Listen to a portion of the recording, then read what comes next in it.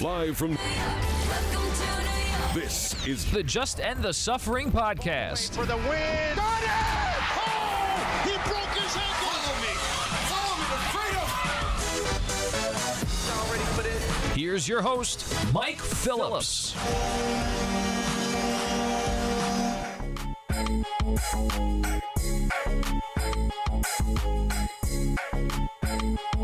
Hello, everybody. Welcome to the latest episode of the Just End the Suffering podcast, featuring New York sports talk from a long-suffering fan.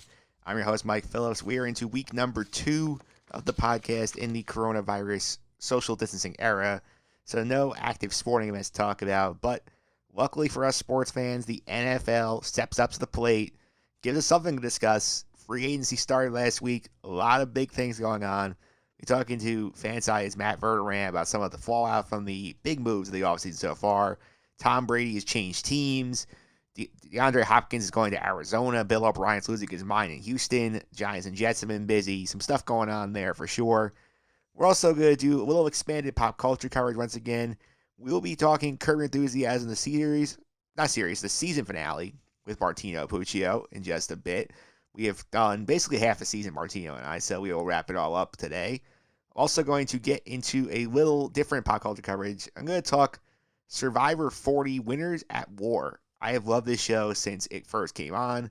Luckily, our golf guy, Dan DeMartini, is also a huge Survivor buff. We are going to discuss the current season, recap the latest episode of the show, and look ahead to what the rest of the season may look like. That's coming up as well, but we'll get it all started with this week's opening tip. I'm actually joined by Pats fan Ian Sachs to talk about the ramifications of Tom Brady leaving New England from a Patriot fan perspective right after this. 19! Toss to White. He's in! Patriots win the Super Bowl! Brady has his 5th! What a comeback! All right, we are back here with this opening tip. Tom Brady is gone. I talked to this guy back in January about this possibility. He was not a believer back then. Ian Sachs is back on the line with us. Ian, welcome. How are you? Mike, thank you so much for having me. It's hard to believe that we're talking and Tom Brady is a member of the Tampa Bay Buccaneers and not wearing that famed Patriot blue anymore with the silver helmet. But, you know, it's different times right now, and we can only look forward to seeing the next chapter in both his legendary playing career and what's next for the Patriot organization and Bill Belichick. Yeah, I must say, last Tuesday in Boston must not have been a fun day because no St. Patrick's Day parade because of social distancing. All the sports are shut down. Tom Brady nowadays leaving. That must have been a bummer of a day up there. I can only imagine what it was, that an announcement that would force people to try to go out and drink and, you know, try to put it in perspective, try to cope with it as somehow and do it in a community setting. And yet, nope, stay home and deal with it yourself. I couldn't even imagine what Patriot Nation was going through, really, in Boston and really throughout all of New England. Yeah, for sure. I mean, think about it this way, though. Like, I talked to you back in January during the playoffs. You were like, Tom Brady's coming back. He's not going anywhere. Like, how shocked were you that he actually did leave? So I really thought that both Brady and the Patriots would figure something out. I thought that Brady would look at a Kobe figure, the way that he played 20 years with one organization, that Kobe and the Lakers are so tied together, or Derek Jeter or Mariano Rivera type of image where you're so synonymous with that one team that you did play for. And Brady even posted, I think it was either shortly after Kobe died or maybe the memorial service, a really heartfelt message about Kobe and his relationship and his reverence for Kobe. And really, I thought that kind of showed something of he's putting it in perspective of, wow, looking back at it, Kobe played 20 years with one organization, the cream of the crop, the Los Angeles Lakers, one of the 2-3 most storied organizations in the NBA. I can have that same legacy if I stay here in New England. Robert Kraft and I are so tight. We're such good friends. Kraft considers me a son. I really thought that would put Brady over the edge. Yes, he might get a little better offer somewhere else, but I really thought that, yeah, I knew that he was done taking that home field discount from the Patriots. He really wanted to get his money, but I really thought that the two sides would somehow be able to reach a deal. Yeah, I thought so too. I must say that was very surprising once the announcement came out. And let's go before we get to why you went to Tampa. Like, why do you think he actually chose to leave? I mean, we've heard the theories about how the whole situation where Belichick reportedly offered him to the 49ers at the deadline 17 sort of fractured the relationship. I've heard stuff about the TB12 method and the Alex Guerrero thing. Like, what do you think was the straw that broke the camel's back? I think part of it is that the relationship just finally ran its course. And I think that you can only hear one voice for so long and stay in one place for so long. And then it starts to become monotonous. I was reading an article on ESPN about it just earlier today and talking about how Brady really felt that he had reached the pinnacle of his time in New England. You had the 3 early championships. You had the run at perfection. You had another matchup with the Giants. Then they needed to retool after that one. And then they finally got back to their championship winning stride, winning 3 more, getting to another Super Bowl in the loss to the Eagles. And I really think that he felt there really isn't too much for me to do here. I think the article might have even said that when the Patriots were sitting at 8-0 this year, and this is coming off of a Super Bowl which they won 13-3, just one touchdown in the entire 60-minute game. That one coming with about 2 minutes left, and a really defensive stalwart of a game.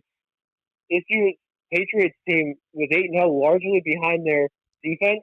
He even said, "I'm the most unhappy 8-0 quarterback probably ever in NFL history."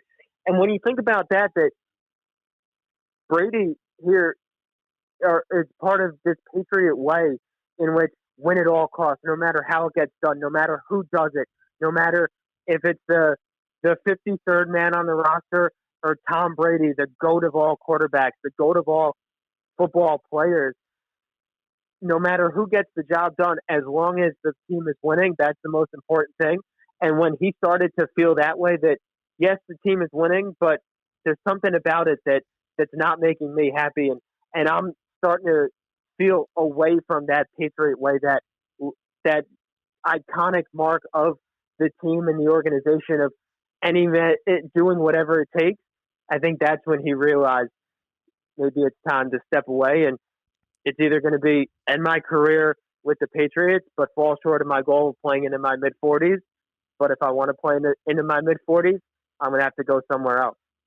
Yeah, he does go somewhere else. He's the latest in the line of the great quarterbacks to finish out here. Joe Montana facing the Chief, Peyton Manning with the Broncos, Joe Namath with the Rams. The list goes on and on. So how do you think now, it looks historically, he's going to be in that group as opposed to somebody who just plays his entire career with one team?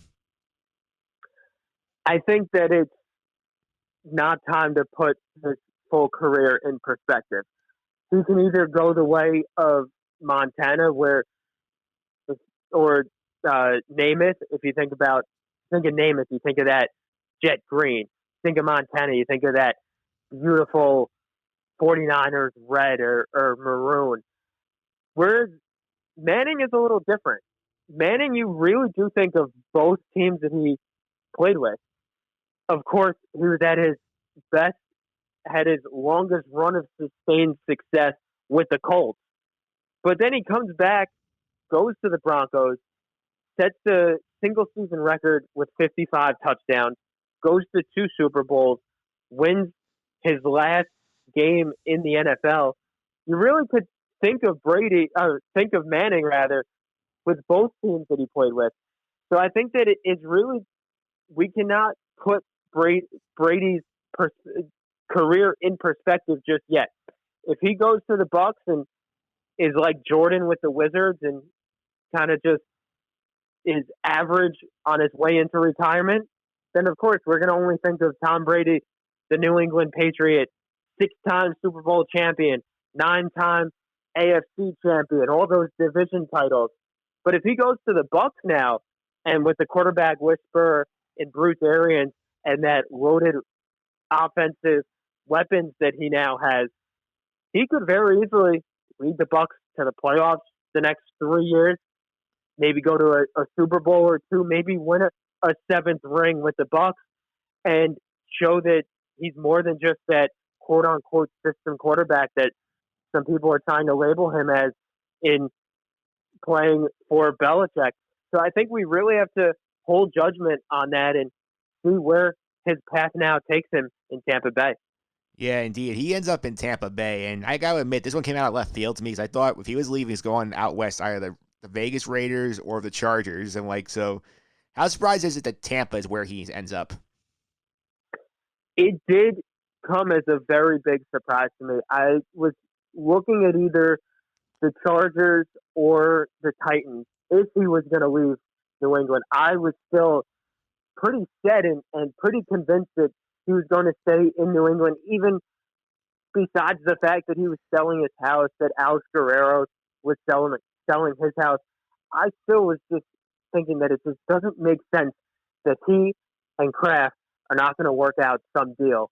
And then when the Bucs came out, I like the Bucs. I think that that's a great organization that's flown under the radar in recent years, had that one Super Bowl run about almost 20 years ago now, and that's a team that has a lot of pieces, but really has never been able to put it together. And I think that it makes a lot of sense. He's still close to his family roots in New York. He's still 3,000 miles away from his parents in California, so that really doesn't change. And heck, you get to change the cold winters of Foxborough, Massachusetts, for some nice sunny days in Tampa Bay. Yeah, that's nice. The weapons also help. Let's go to New England for a minute, though. I mean, the Patriot response to losing Tom Brady was bring back Brian Hoyer. They signed him over the weekend. They have Jarrett Stidham on the roster. Do we really think Belichick's rolling with just those two, or do you think there's another move coming at the quarterback position? I think that Stidham is going to be, as of now, the opening starter. I think that Hoyer, they brought him back to be that veteran presence for the young star in Stidham. I like what I've seen. I like what I've heard about him. And I think that the team, especially the defense, has really gotten to like him. He ran the Patriots practice squad drills for the defense this year, and they said that they would try to switch up blitzes, and he wouldn't be fazed by it in practice. And that's the type of player that Bill Belichick wants, someone who learned his role. Think about Tom Brady when he got drafted. He started as the fourth-string quarterback, worked his way up to being the backup, stepping right in when Bledsoe went down in the game against the Jets. So I think that he might see some of Brady in Stidham.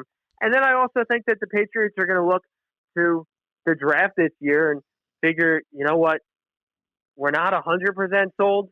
Keep the quarterback rates interesting. Maybe not jump up right away to try to get a Burrow or a Tua player. Maybe someone like a Jalen Hurts. I think that Hurts, seeing the Saban magic in college, then going away from that, he would fit in beautifully in this Belichick system.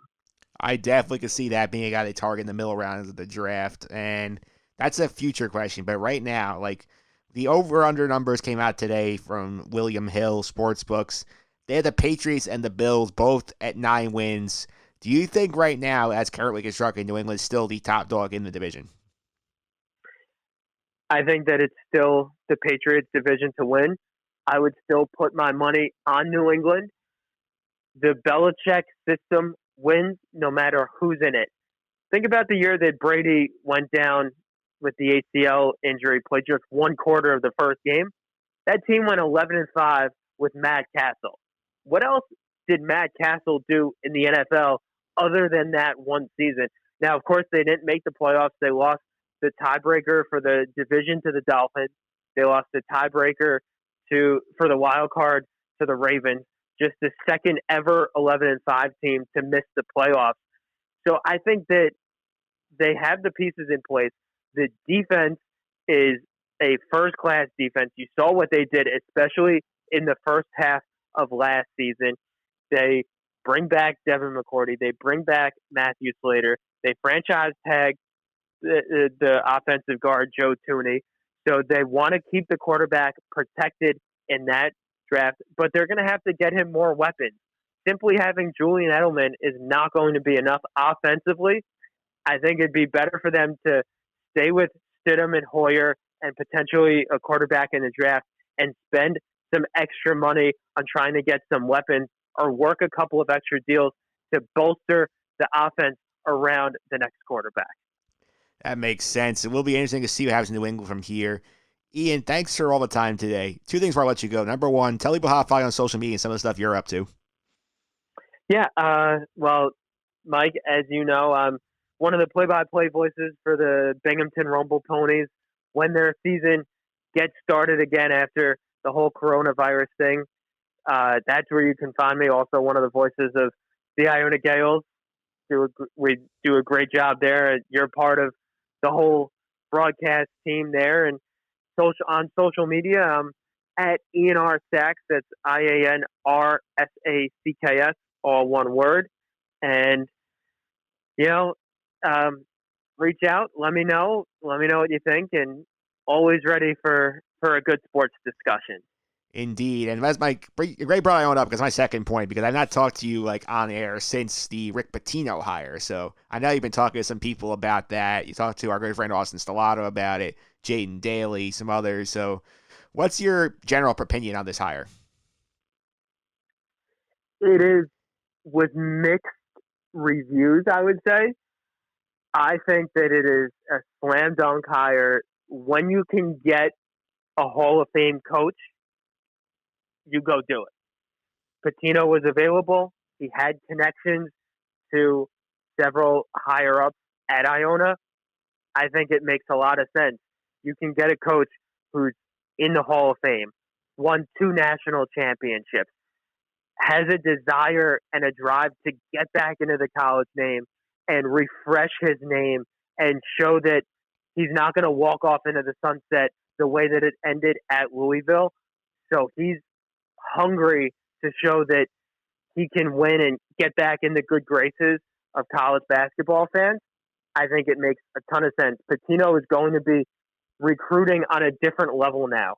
And players are going to be, the prospective players are going to be looking at Iona differently now. Now Iona's not just that mid-major near New York that wins the MAC and is a 15 or 16 seed and, maybe holds their own against a Kentucky or a North Carolina or Duke in the first round, but ultimately bows out. They're going to look at it as, whoa, this is Rick Pitino. He gets so many players into the NBA. If I go with him, who knows what could happen? He has so many connections to both higher level colleges, maybe even, I come to Iona for a year or two, enter the transfer portal, and boom, I'm at a Kentucky or a Michigan State or a North Carolina or a Duke or a Kansas. So I think that they could use it as a gateway, a jumping, a leap stone to somewhere else. But for Iona, I also would have wanted to see Jared Grasso as the head coach. He was the associate head coach under Tim Cluess for so long and really would have continued the Tim Cluess era. And that's the best era that any program has seen in the MAC in its history.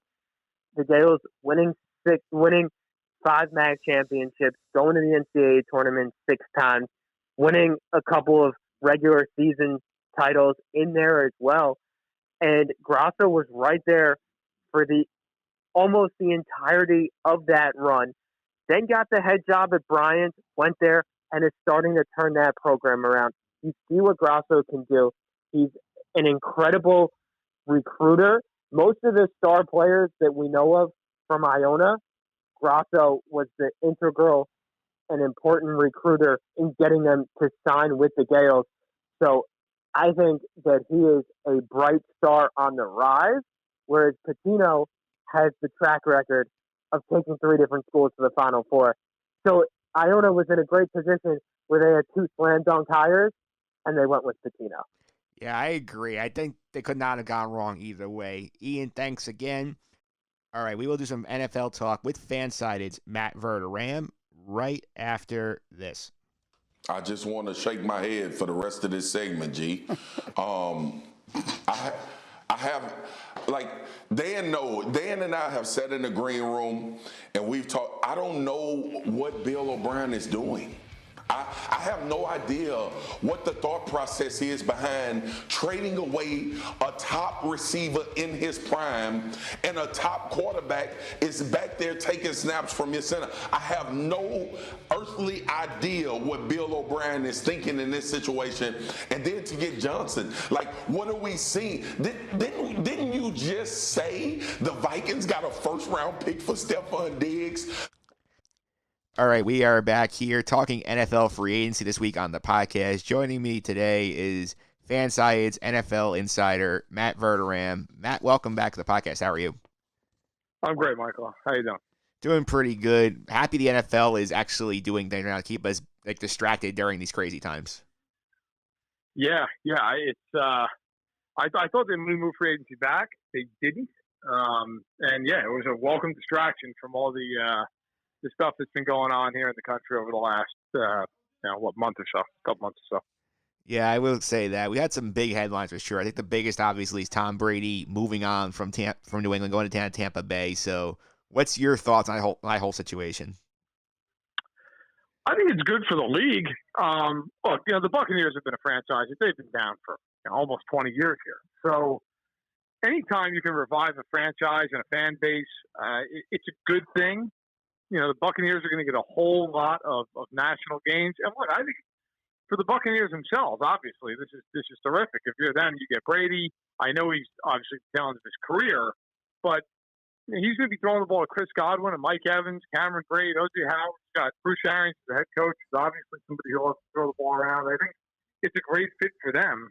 And then for the Patriots, I think it's the death of the Patriots as far as what we're used to. And, they're always contending for the AFC title, for the Super Bowl.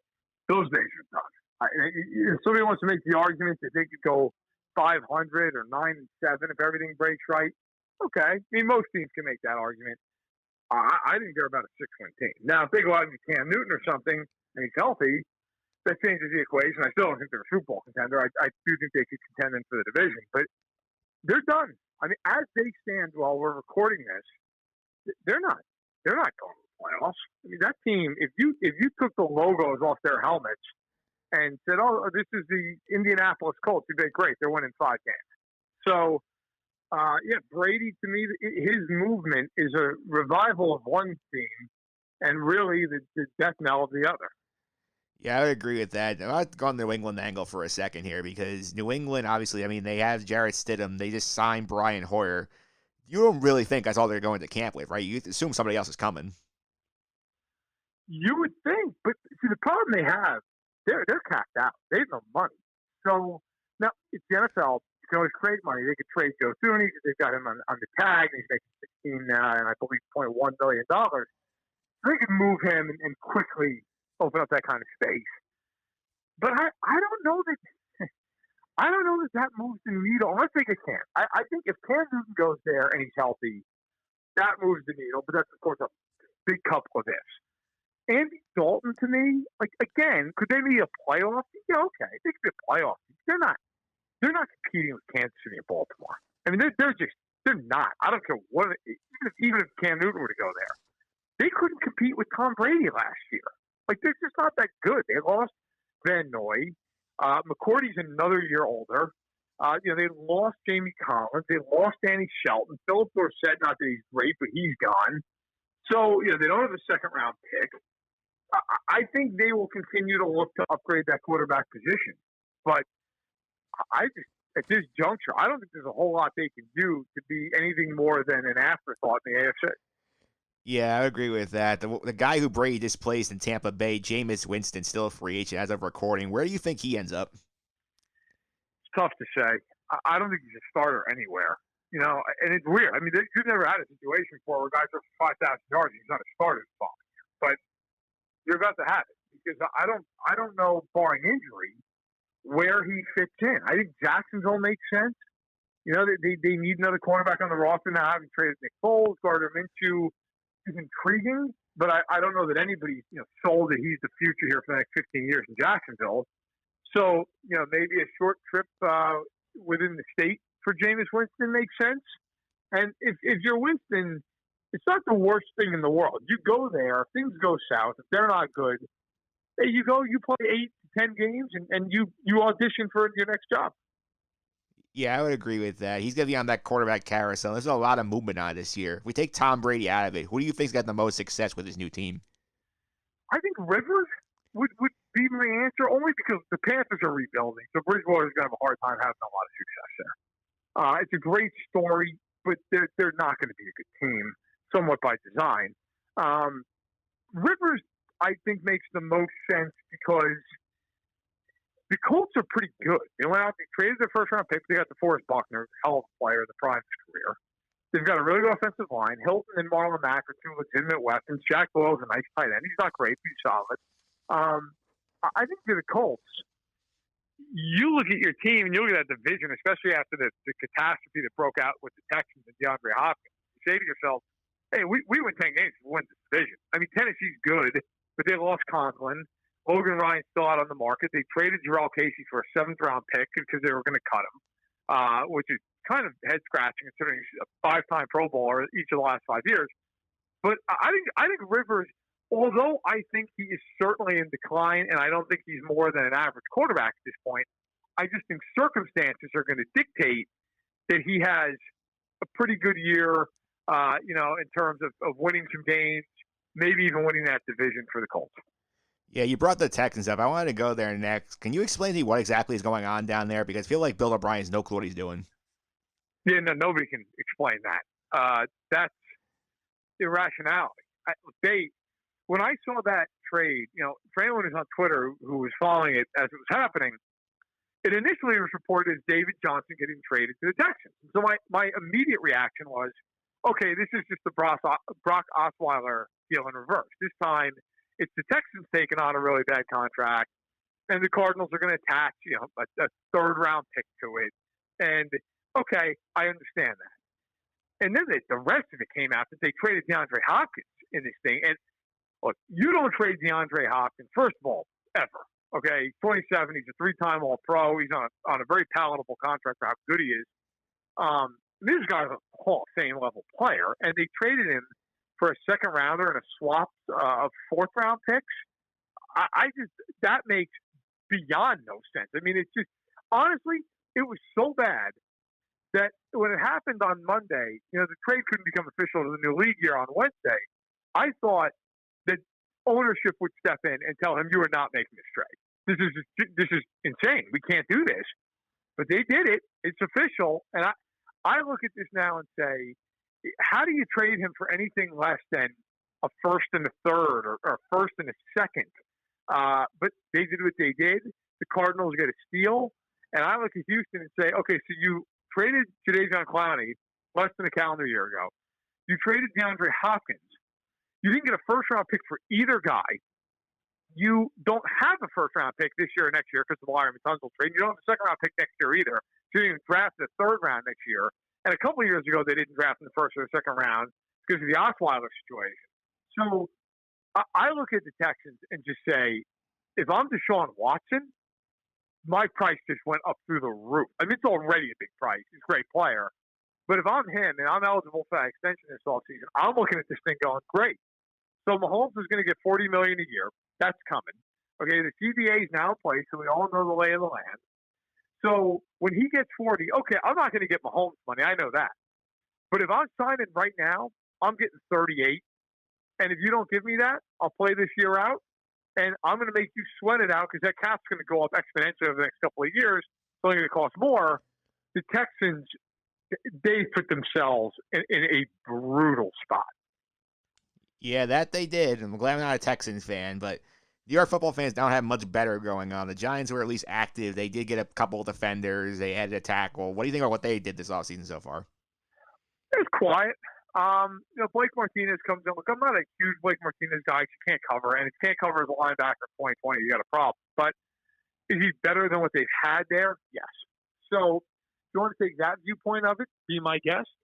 And it's not a killer of a contract. In 3 years, $30 million. In reality, it's a 2-year deal. You get out of the third year if you have to. So, I don't hate it. I'm not in love with it. I think the biggest problem I have right now at the Giants is they don't have corners. They just do not have corners. I mean, they traded Jenkins away last year. Excuse me, they released him, and fair enough for what he did. He deserved to be cut. But this was an off season to me. If you were going to be aggressive, go out and get some corners. Go out and get some dominant edge rushers. I mean, Marcus Golden had 10 sacks for them last year, and he's sitting on the market. Go sign Marcus Golden. If you get 10 sacks out of him every year, that's a damn good player. Like I don't understand what Dave Gettleman does. But look, I was at the Combine. I was at the Senior Bowl. I was at the Super Bowl. I ran into Dave Gettleman a few times when he was speaking at the podium. And of anyone that I listened to, asked a question about, he perplexes me more than anybody. So, look, I think the Giants, if they're going to get better, it's going to be in this draft. And I think if you're a Giants fan, you got to be looking at this draft and going, okay, we're pretty good at receiver. Obviously got a great back, got a young quarterback we're going to develop. You got to build that line, and you got to build that defense. That defense needs a lot of pieces. You're not going to get them all in one shot. But if you can walk out of that draft with 3 guys who legitimately contribute to the team, that's a win. Yeah, I think also part of the problem there is that they had to tie them up and Leonard Williams on the franchise tag because Gettleman didn't want to make a mistake that he made a bad trade. That is, look, that trade at the start was ridiculous. And then he had half a sack, and they're tagging him because Gettleman essentially admitted he didn't know how compensatory picks worked. And once he realized that the only way he was getting a compensatory pick is if he was completely inactive in free agency, which he couldn't afford to be, then he said, well, now I got to save face. I got to tag him, which they have the financial flexibility to do, so it doesn't kill you there, but it's ridiculous. I mean, it's the equivalent of, if the Jets had tagged, like Steve McClendon back in the day, you'd be like, what? Like he's fine. Well, who the hell's tagging? It just doesn't make sense. But what Gettleman's done over the years has made no sense in New York. So it's par for the course, unfortunately, for Giants fans who are hoping to get better soon. Now, look, the biggest thing now is Daniel Jones has to play well. If Daniel Jones plays well, this other stuff to a degree will sort itself out. Gettleman will not be there forever. But you got to hope that Jones plays well this year, and you got to hope that Joe Judge surprises some people and proves to be a good coach. Yeah, as a Jet fan, I'm very thankful that they made that trade and gave the Jets the extra 3. What do you think about Joe Douglas, what he's done in free agency so far? I like Joe Douglas, and I think the Jets have tried to be active. They just haven't quite gotten it. They were in on Byron Jones, doesn't work out. They cut Tremaine Johnson. They had to do that. That was obviously a sin of another front office, so you can't blame Douglas for that. Fant, to me, look, he's an upgrade for them at right tackle. I think he's an average right tackle. They paid him okay money. Again, another 3 or $30 million deal. So there's a lot of them free agency this year. I would like to see the Jets for 2 years, $20 million. Either re-sign Robbie Anderson, which now he's on the Panthers, or maybe just go out and try to get Emmanuel Sanders. Now, look, Sanders isn't going to be the future for them, so I get why they would pass there. But you got to have somebody. You got to have somebody for Dolphins to throw football to. I know that this class is great with receivers, but if you're the Jets, aren't you taking a left tackle here? Like, that's kind of got to be the play in the first round, as long as there's not some crazy run before you get to him. So I would have liked to have seen the Jets, add a receiver, maybe add one more, capable offensive lineman like Conklin to me. I mean, 3 years, $42 million. The Jets could have done that. I would have liked to have seen the Jets done that. So, hey, it is what it is. I think the Jets haven't been necessarily bad, just more inactive than I would have liked to see. Yeah, that's fair. And we'll wrap up our talk here. A couple things. Who do you think are the biggest winners and the losers so far in the free agency period? I think the biggest winners, I think 2 teams. So the Bills, to me, did a really nice job. They added Mario Addison with 10 sacks. He replaced Phillips. I'll get to in a second here. Stephon Diggs, I know, wasn't a free agent, but trading for him, they look a decent haul. But I am one who says, I don't care. If you're trading draft picks for guys who are young star players, which Diggs is, that's fine. Like, that's what you're hoping to find in the draft anyway. So, you can't do it all the time or you'll be broke. But the Chiefs did it last year. Frank Clark won Super Bowl. Like, I don't have any problem, with teams doing that. So I thought the Bills did a nice job. And they had a great class last year. It really panned out for them. John Brown, Mitch Morris, Cole Beasley. So I thought the Bills, it wasn't an unbelievable, oh my God, look at everybody we got type of class. But I thought they filled some holes, and I thought they did a nice job. I thought they were smart. And then the other one would be the Cardinals. And again, it involves a trade. I mean, Hopkins, we talked about earlier. I just don't know how you do any better. In fact, I thought the most hilarious part of that whole thing was the Cardinals got a 4th-round pick back. Like, what, were the Cardinals not going to do that trade if they didn't get a 4th back? Like, Houston actually gave them a pick. That was hysterical. But Jordan Phillips had 10 sacks last year as a D tackle. He led the AFC for interior defensive linemen in sacks, and they got him for 3 years and $30 million. I think it's a nice signing. I think the Cardinals did a really nice job. They set themselves up now where they can go into the draft and they can get a left tackle, and they've had a hell of an offseason. As far as the losers, I'll say the Bears. Look, you just cannot pay Jimmy Graham. Jimmy Graham can't play, and to give him 2 years and $16 million and a no trade clause is just. I mean, talk about just ridiculous amounts of leverage you shouldn't have. That's a great example. I think, Robert Quinn's a good player. 5 years and $70 million, and he's playing across Khalil Mack. They could have signed Marcus Golden for 2 years and $20 million, who's younger, and he would have 10 sacks a year playing across Khalil Mack. You're never going to get double the chip. So I thought that was a lot of money for a guy that at the end of that contract is 34 years old. And then the Foles thing, to me, I just don't understand. Like, I know he's got a lot of familiarity. He's worked with Nagy and Laser and DeFilippo there, but I don't get it. Like, to me, you could have just signed Cam Newton. He was a better player and probably would have come much cheaper. You wouldn't have had to give up a draft pick. I just don't like what the Bears did this offseason. Yeah, they were definitely one I'm scratching my head at. And my last question for you, like, of the unsigned guys as of recording, who are the ones you are keeping your eye on, see where they go? Because they could be impact guys for their new teams. This is a few. I mean, the obvious one's Clowney. We don't know where he's going yet. You talk to people around the league, and there was an expectation with Clowney. He wants $20 million a year plus. My understanding is, if he gets 15, 16 million a year, he should be thrilled. This is not a big market. I think the teams are terrified of the medical with him. There are a lot of injuries in the past. And I think there's a concern there, and maybe justifiable. There have been a lot of injuries, so that's one guy. Another guy I'm watching. I think Rashad Breeland is a really good corner. Like, he's somebody. If I'm the Jets, the Giants, I'd be all over. Rashad Breeland. The Chiefs relied on him heavily last year as the year went on, especially when Thornhill, the free safety, got hurt. And they kind of had to change their defense a little bit. They moved Kendall Fuller back to safety. But Breeland, he played a lockdown ball for them. Now, I'm not trying to suggest that he's, Revis Island 2.0. He's certainly not. But he's a good corner. He's a borderline one, a really high end number 2 at worst. And he's in the prime of his career. I think Breeland offers a lot of value out in the open market. Yeah, 2 guys to watch for sure. Matt, thanks for all the time today. I really appreciate it. Before I let you go, how do people follow you on social media and keep up with some of the stuff you're doing over on FanSided?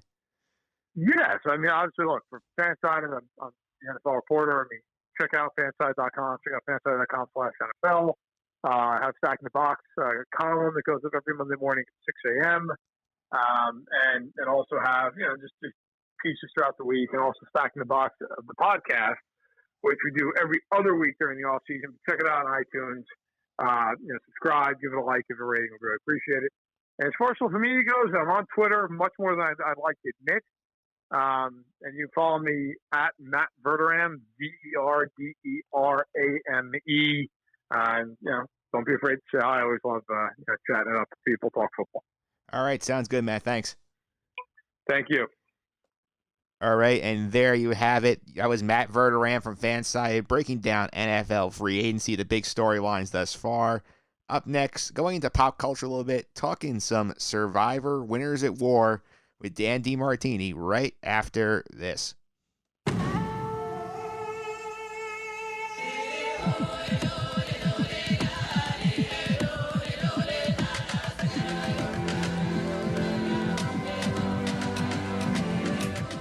All right, we are back here talking Survivor on the podcast for the very first time. Happy to bring in with me on the line today, after we just watched the latest episode of Survivor, our usual golf guy on the podcast, but since there is no golf, we are discussing Survivor with Dan DeMartini. Dan, welcome. How are you? I'm doing well, Mike. Thanks for having me. Survivor is basically given my only real competitive juices going these days, so it's been fun to watch, and with not much else on, this is a great thing to come back and talk a little bit of Survivor with you. So Yeah, thanks for having me. No problem. I don't think we ever talked about the Survivor origin story. You tell me yours first, and I'll give you mine after. Sure. I mean, I was a Survivor guy from day one. Everybody that knows me knows that I was a anthropology major in college. I loved studying the origins of people, places, how cities formed, how people interact with one another. It's one of the things I kind of pride myself on is just could never pull the trigger on doing it, but I've always wanted to be on Survivor. Also love Big Brother, but I think Survivor would have been the show for me had my career gone a different way. But just always fascinated to take a whole bunch of people from a variety of different backgrounds, put them on a beach, starve them, leave them outdoors. They're dirty, they're angry, they're tired, and see who can survive it all. And, everybody's like, oh, I can't believe you still watch Survivor. Well, they do such a good job of they keep it fresh. They keep it mixed. So I've been hooked. Have I seen all 40 seasons? No, but I've seen at least 35. So I've done a pretty good job of staying with the game. There's things that we've liked. There's things that we haven't, but it started as it's basically the show that I've watched my entire life, really. It's quite incredible how long it's been on the air. And for anybody out there that hasn't watched it in a while, I mean, you just want some good, TV reality drama, turn on Survivor because they do it best. So I would agree with that. I mean, I love this. Like you, I was there season 1. I kind of came in the middle of season 1. I will admit I did step out in 3. I came back in the middle of 4, watched pretty much straight through since then. I did go back and catch up. So I am an every episode guy. I've seen all of them, man. I got to say, they do a good job keeping it fresh. Last year was a bit tough considering the controversies with the inappropriate touching stuff and the sexual harassment issues, but they've rebounded so nicely this season. Yeah, it's definitely been a little difficult. They've faced some adversity there, but I will say that for me, I just think that Survivor as a show and in terms of its legacy, there's really nothing better that's been on TV from a reality standpoint. So we've seen a lot of failed reality shows out there.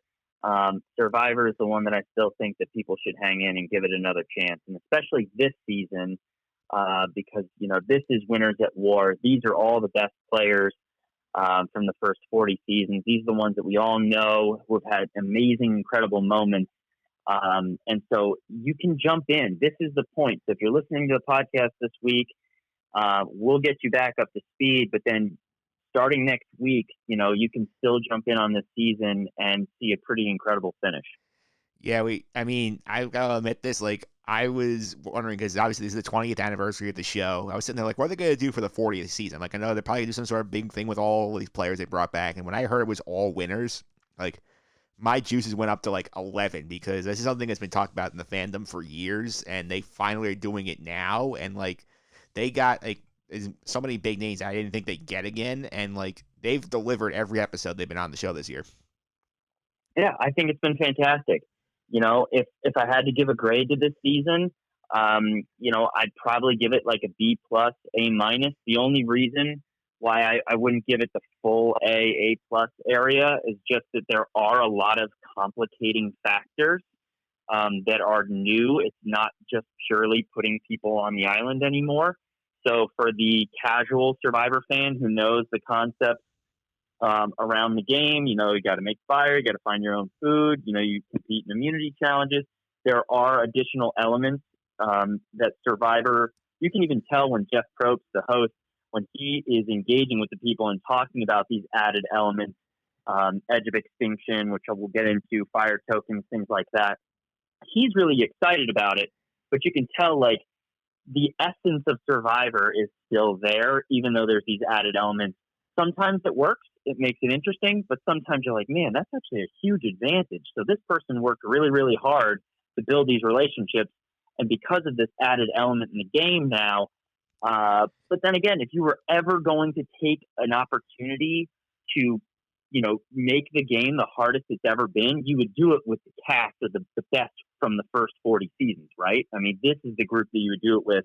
And just like you said, Mike, they were able to get the best players, the most memorable players, probably with the exception of Rupert, to come back and participate on this show. There's a couple others that have been amazing over the years, Ozzy, people like that. But this group, a fantastic group of cast. They all are very, very interesting to see them interact, the different ages and backgrounds and experiences and ethnicities and all of that coming together before some of them just got too old or some of them moved on with their lives. So really great timing for CBS and a really cool season so far. What did you think?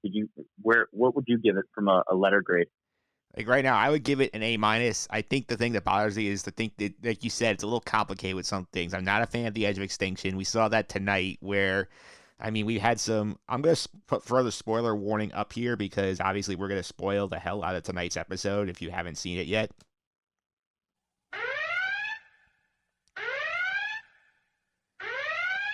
Yeah, so you've been warned. If you did not watch this week's episode of the show, you'll be spoiled basically from the beginning of the season to now. Like, we got the Edge of Extinction thing again tonight where we see Sandra actually says, you know what, like, there's no chance of me getting back in. I'm not wasting my time here. I'm pulling the sail going up here. And I was like, you know what?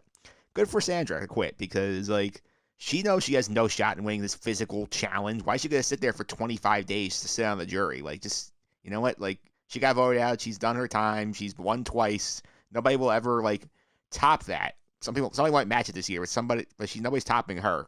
Go out on top.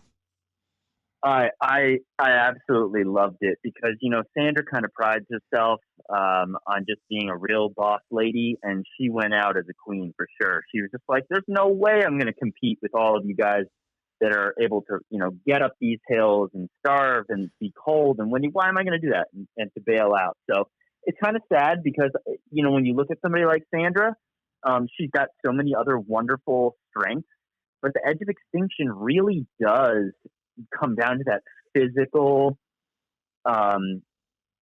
strength and will to kind of carry on. So I don't think it's the fairest way to let somebody back in the game. Just purely if you're going to have if you're not going to have a strength requirement to come into the game, it's a little bizarre to me that you don't have some sort of, because Survivor always does a great job. There's strength challenges, there's puzzle challenges, there's stuff that tests your will, your mind, your heart, your brain power. There's a variety of different things, and the Edge of Extinction is very cut and dry. If you want to get back in the game, you got to be able to run, climb, survive, and hustle really. And it just seems it gets a little bit too much for me, but mainly because I guess we could tell everybody that you and I have a little fantasy competition going on, and most of my team so far is already on Edge of Extinction, so maybe that's why I have a hard time watching it. Yeah, I'll go to specifics, but to basically recap the game as points, Dan had Sandra, who has since gone home, and of the 20 players on the season, I still have 7 in the active game, and Dan has 4. So that tells you how well Dan's time's been going with this. However, I do feel very confident that it's more like 4 with an asterisk, because I will likely, one of my top guys will be coming back in the game. I feel very strongly that either Rob or Tyson will be the one to come back from exile. So the only one on Mike's team that I'm a little nervous about would be Natalie. But for the majority of the rest of the people out there, Ethan, Amber, spoilers included here, I'm not that worried about Danny. But I do think that Rob or Tyson will be the one coming back in the game, especially with Rob getting 3 fire tokens in one challenge today. How awesome was that? So Boston Rob, for those of you that remember Survivor and him meeting his wife on the show, him and his wife Amber are on this season. They're both fighting to get back in the game. But really, I do feel confident that I'm still looking at it like 7-5 right now. So, but holding on for my life right now. Yeah, holding on for your life for sure. I mean, like, I look at this board. I do agree with your assessment of the edge thing, but like, I wish that it was not here because I feel like it just neuters the stakes. Because I mean, like, we saw tonight, like, Yul Kwang gets voted out, and like, this is the first time he's ever been voted out as Survivor, and like, you would have this huge big impact if he gets blindsided, but it kind of gets neutered because he's still on the screen. He's kind of in a purgatory, and like, he's there, but he's not really there. Yeah, and for everybody that's listening, just as a quick background, so Edge of Extinction, when you're voted out now, you go there, you compete, like we said, but everybody else that's been voted out so far, with the exception of Sandra, who just decided to quit, you're all there, and you're still part of the game. So, like, for the first 16 minutes of tonight's show, you weren't watching the players that were still active in the game. You were watching the Edge of Extinction and the challenge that they had to go through to get these tokens. And if you earn enough tokens, we don't know exactly what number it's going to be, but if you get enough tokens, you can buy your way back into the game. I'm sure there's going to be, some sort of some sort of a catch at the end of this that we don't know yet. But it's a fight to get back in. So there are fire tokens for people on Edge of Extinction that they're trying to earn out there with physical tests. And then there are also fire tokens every time you're voted out this season.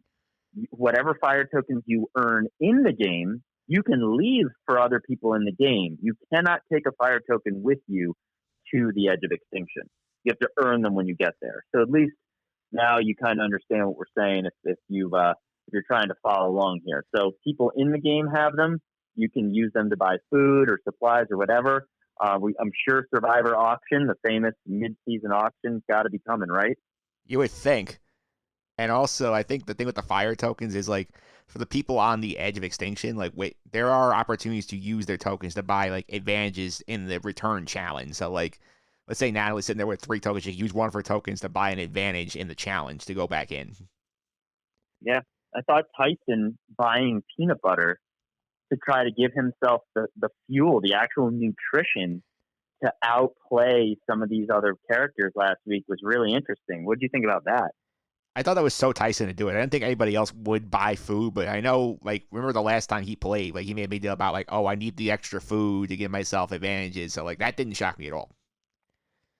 Yeah, how ballsy is that? Yeah, you go ahead and buy a tub of peanut butter instead of, possibly getting an immunity idol. I mean, it's just very, very interesting to me. A couple other things. I'm just curious what you think about, who at this point in the game, it could be your team, my team, whatever. I'll tell you my opinion, but, who do you think has the best chance right now going into the merge to really take control of this game? Maybe not a prediction yet to win, but who do you think is going to be kind of running the show as we close in on the merge? What alliance or person? I think, honestly, it's very interesting because, like, these groups are so, like, the group from the Yara tribe, which I think is Sophie, Sarah, Ben, and Adam, feels like the most fractured of the group. I think, honestly, the group on the red team, the Jeremy, Kim, and Denise trio, I feel like that's the strongest group, and they can pull Tony in, and then you might get Sarah and Sophie by extension, and then you sort of have a big group there to at least start the merge. It's really interesting, right? Because I think that there's going to be a serious power struggle between Denise, Kim, and Jeremy and Sarah, Sophie, and Tony. I'm curious, if Sarah and Tony's relationship is as strong as we think it is, will they work together now? And will Sophie want to work with somebody like Tony? Maybe they will, because Tony's obviously, such an outlandish player, but people like him. But everybody keeps talking about, I want to have a shield. I always want to have somebody that's more outspoken or looks like a bigger threat than me. And I'm wondering if Sophie and Sarah, who are sitting there with an immunity idol and all these tokens now, whether they'd rather play this game with Ben or whether they'd rather play this game with Tony. The real wild card, which I'm curious what you think about, is Adam. Adam seems to be that guy this game that he could be that crucial swing vote to completely flip the game if he keeps kind of weeding back and forth. It seems like he joins a group, he screws them over, he apologizes like a puppy. He goes to another team, he screws them over, he apologizes, and goes and hides in the corner. And then he finds somebody else, and it seems that he never gets voted out, but he can't really find anybody that he wants to play with, and he can't get past his own ambition right now, and everybody sees right through him. I think, honestly, Adam is destined for 0 vote finalist status. I don't think anybody respects him. I think he's kind of floating around. I think he'll get dragged to the end. I don't think he's going to get any votes at the end. That's my prediction, Adam.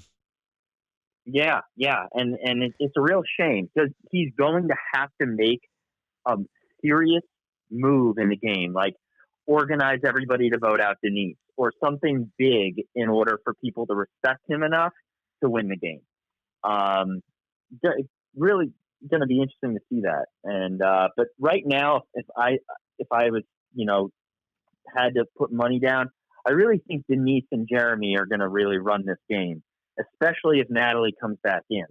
I would not be shocked. Denise just has this really strong, positive outlook on the game, and she's great with people, and she's a fierce competitor, and nobody realizes that she's a real gamer. She even said it in one of her talking heads tonight to the camera. She was just like, I'm here to win this game, and people don't realize I'm not here to lose.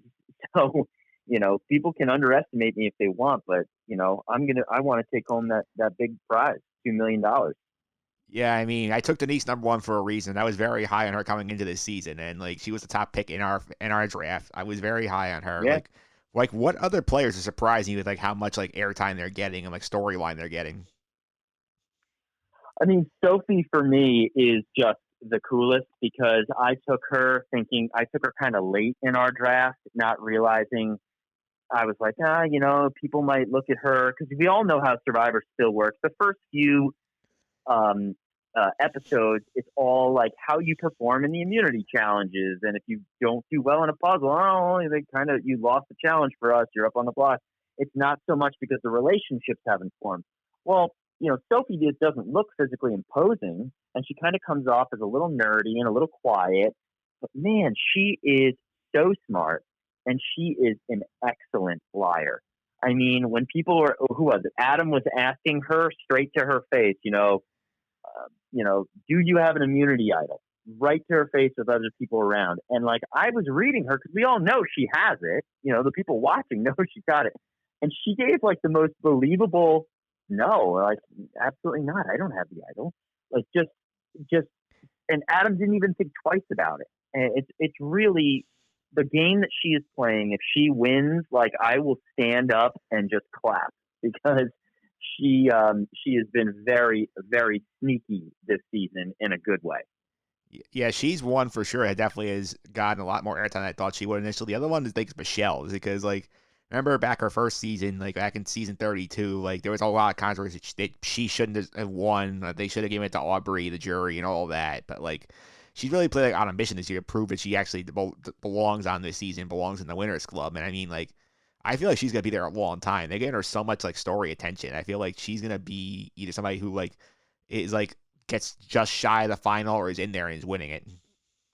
Well, I have to tell you, it's kind of interesting to me, right? So for those that don't know, Michelle and Wendell are on the same tribe right now, and they were dating before they came on to this season. It was a brief time that they were together. They both are previous winners, and it did not end well.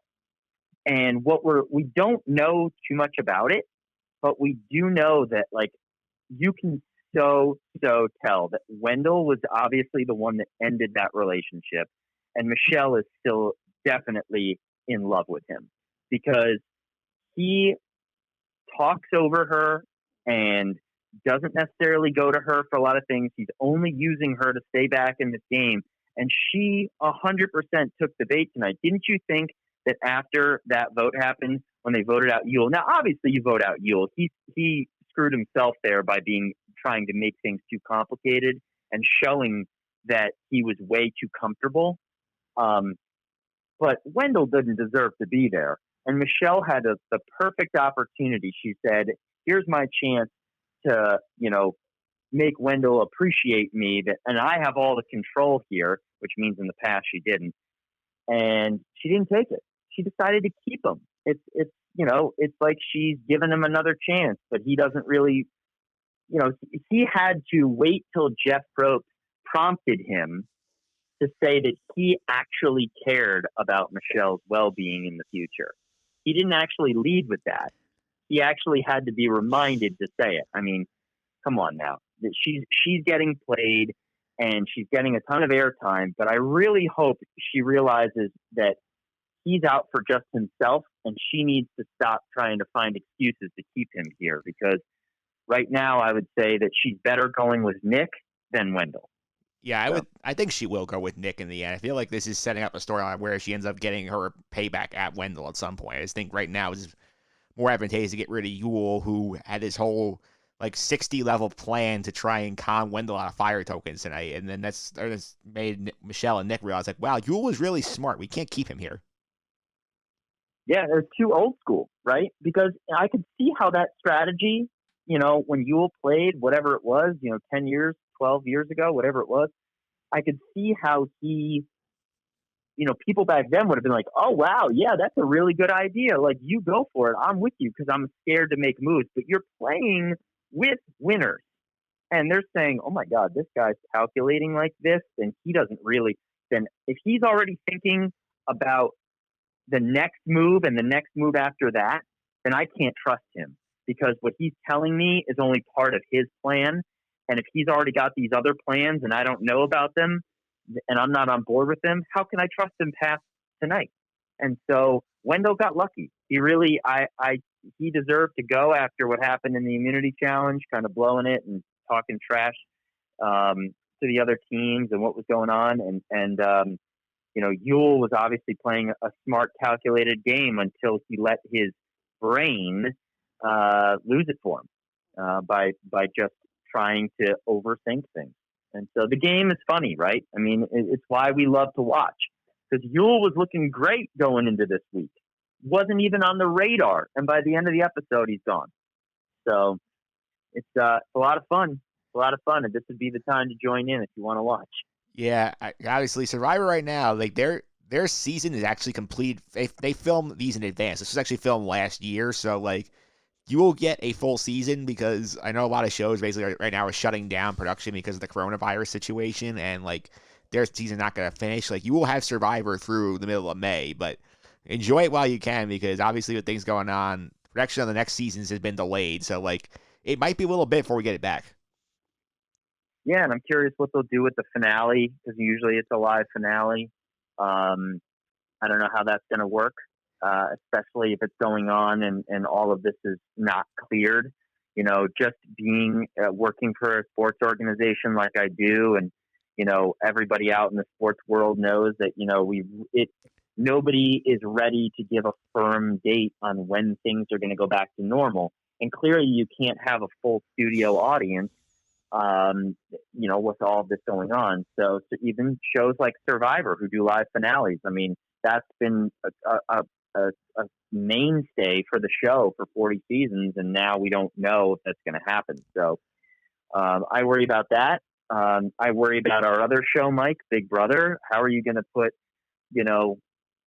whatever it is, 15, 20 people in a house and keep them over the whole summer if this lingers into June, July? So they're going to have casting issues. A lot of our shows, you got to enjoy it while you get it. You're right. Yeah, my theory is, I have a theory worked out on a couple of these things. You want to hear it? Go for it. As far as the reunion is concerned, I think they will do it like the old school way, where they will just not have Jeff cutting in with audience members. They'll just run the episode straight through, and then they'll have some sort of mobile reunion set up where they have Jeff in the studio and they Skype in the 20 players and do a old school reunion that way, where he's just bouncing from person to person, which I think will be fine for this season. I think the Big Brother, I think they will push that back to the fall because I think they'll be able to jumpstart that quick, and they'll have to fill programming gaps because stuff won't be back on there. Like Survivor probably won't be ready for the fall, is my hunch. My guess is you're getting season 41 in the spring. I think they got to fill multiple holes in their schedule. I think Big Brother will be there, and maybe Amazing Race 32, which is in the can, will probably be there as well. Yeah, that makes plenty of sense to me. Like even if they start Big Brother in August or something like that, they could go August to like October, and then like hopefully by then you have most of your primetime shows ready to start their new seasons. Gosh, I hope. It's going to be such a weird sports and entertainment calendar this year with shows and events and championships and everything getting compressed to everybody. You know, you want to keep that 2020 champion, that 2020 season, that whatever. And these shows are just along with it. So there might be a night when you have 7 different things you need to watch in September when all this is gone. So you're going to have to start recording things. You might have to watch the tennis, the golf, the baseball, the football, the basketball, and your favorite shows all in a Saturday, Sunday afternoon. So it could be pretty crazy. It definitely could, although we still have the rest of this season to get through. So at this point, who do you think is winning it? Yeah, let's do a little rapid fire on this. So right now, I think the winner, I'm going to say Sarah. I think because Sarah is such a straight shooter, she's not leading the alliance, but people seem to want to work with her. And when I feel like she'll be really tough when we get down to individual immunity. So I feel like other people will turn, and I feel like she's got connections on each of the tribes right now. So she's kind of my first one. I'll kick it to you. Who is your winner, and who do you think your runner-up is? I think, honestly, it's like, I think Kim Spratt was going to come out of this like looking pretty good because like people, like she was on the ropes early, then she kind of got lucky that her tribe won enough that she didn't have to go to tribal enough. She's starting to sort of find herself in a position where she's getting more power, but she's not the head of the alliance anymore. And like her threat level is sort of diminishing compared to people like Tony or like Denise now making herself a target because she took out Sandra at Sandra's own idol last week. And like she's kind of like the third in line on sort of her side. And I feel like she can kind of wade through the pool. And we saw her first time. She has a deadly social game. So I would not be shocked if Kim comes out on top again. That's interesting. I kind of have Kim as somebody that when it gets down to the numbers, she's going to be that pivotal swing vote. And she's going to choose the wrong side and it's going to come back to her. Like I see her in like the final 7. Yeah. It'll be interesting. Let me ask you this. When merge does happen, who do you think the first casualty is? The first casualty, that's a good one. I got it because based on my math, it looks like they're doing it next week, according to the preview. So that's going to be basically asking for next week's boot. Okay. So I'm trying to think offhand. I think, honestly, you might go for like a Wendell here. I feel like you're going to have that group of 4 that was sort of the nucleus on the Call try, sort of like splinter now because Sophie's going to see that they turned on Yule. I don't think they're going to have enough people on their side. I think it's going to be sort of the new red and new green team up and go after the blue people, and Wendell's the biggest target on that group. True. I think that the casualty of the merge is going to be Ben, just because he's so wish-washy and he's kind of just one of those dumb luck type guys, and I think he's starting to annoy people. And I think that he can turn it on at times and be, productive as part of an alliance, but I think people don't genuinely connect to him. And so I think he's an easy target. So that I feel like there's going to be these 2 factions forming when we get to the merge. It's going to be the Sophie, Sarah, Tony, possibly Adam. I don't know. Nick, Michelle, Wendell, and then I don't know if Nick, Michelle, Wendell are going to go with Denise, Jeremy, Kim, or if there's going to be a fracture there. Like Nick would rather work with Sophie and Sarah and Adam, and Wendell and Michelle go with Denise and Jeremy. So it's going to be really interesting. Ben just, I don't think, fits in. I think Sarah and Sophie are bringing Ben along for the ride because he's so outlandish. But I think that if they don't want to take a shot at the other alliance, they would gladly get rid of Ben. So I don't know. I'm thinking Ben is days are numbered. I could actually see an argument because a lot in these recent seasons has sort of been like nobody wants to make the first move, so let's all agree on somebody and just get rid of them. I feel like Ben could be an easy guy to say, you know what? Nobody's super loyal to Ben. Nobody's fighting for Ben. Let's just all get rid of Ben and move ourselves one step closer to the end. Exactly. Like no blood. We're not taking a shot at you yet. We'll see how things work out. But nobody wants to, he's just too reckless. And frankly, watching Adam interact with him, Adam plays a lot of the way that I would play. A little, I hate to say it, but kind of find him annoying. So I don't know. So my last one's this for you. I got one more for you. I want to throw your way. We'll take Ben off the table. Is anybody else drawing dead at this point? You don't think they can win the game? Oh yeah, Wendell. I don't think there's any chance Wendell's winning this game. Nobody's going to want to work with him. I don't think he's good enough in immunity challenges. I don't think he's great enough at puzzles. I don't think he has the will or desire to outlast these guys. And I also think, Tony's in a tough spot because everybody seems so ready to write Tony's name down. Poor Tony, because they all love him. They all like him. If Tony can just stay quiet and just be the funny guy around camp, I don't know, because we know how amazing he is when it comes to individual immunity. The longer he can not, be outlandish Tony, the better for him. So I don't know. I think he's drawn dead, but I don't know. What do you think? I think those two are definitely drawing dead. I will say Adam Klein as well, I think, is drawing dead because I feel like once the edit makes you either like villainous or look like a dope, you're not going to win. I think that's the sense I've gotten. I feel like they're getting Adam the Dodo edit at times this year. Yeah, I could see. So I'm going to go with. I'm trying to think who's going to be like my runner-up. I could see somebody like Jeremy being my runner-up. I think Sarah wins, Jeremy runner-up. Is it a hot take? Just purely. Yeah. Is it a hot take to say at this point that Jeremy's the only guy in the game who can actually win? Yeah, that's actually pretty good. I'm looking at the rest of the list, and Nick is interesting because he's so socially cool. I feel like there's nothing that when you talk to Nick, he doesn't come off too smart, but he doesn't come off as dumb and unreliable. He's got a very likable trait about him, and this is the anthropologist in me. But like if I'm looking at somebody like Nick, I'm like he is very much a people person. I look at Nick and Denise, very similar. Denise might be a little bit more bold, and Nick might be a little bit more cool. But I think Nick can fly under the radar, and he's the only other guy. But Jeremy has the skills, the survivor skills, the immunity challenge, the puzzle, the physicality. I think the likability where people, and he also has that little bit of confidence where I think people are afraid to vote Jeremy out. I think Boston Rob is the only person that is bold enough to have everybody say, we're writing down Jeremy. Nobody else will do it. So, I'm looking at the rest of the people in the game. I'm like, who's going to turn on Jeremy?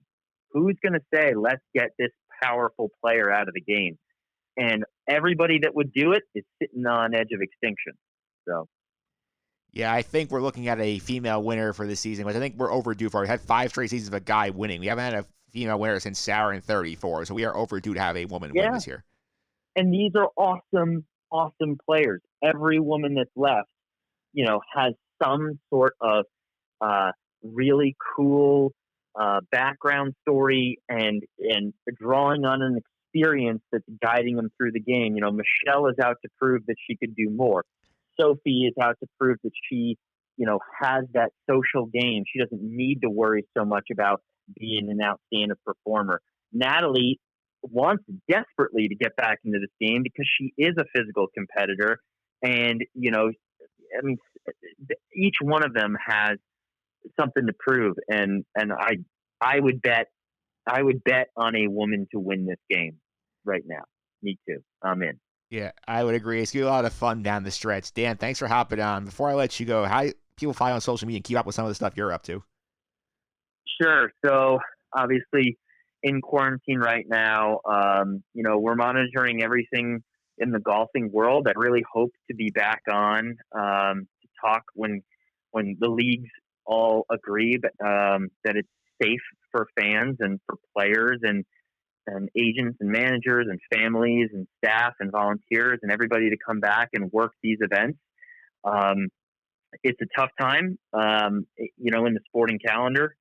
But we're fighting through it. So just a lot of work there to try to make this the 2020 season for the PGA Tour still a great one.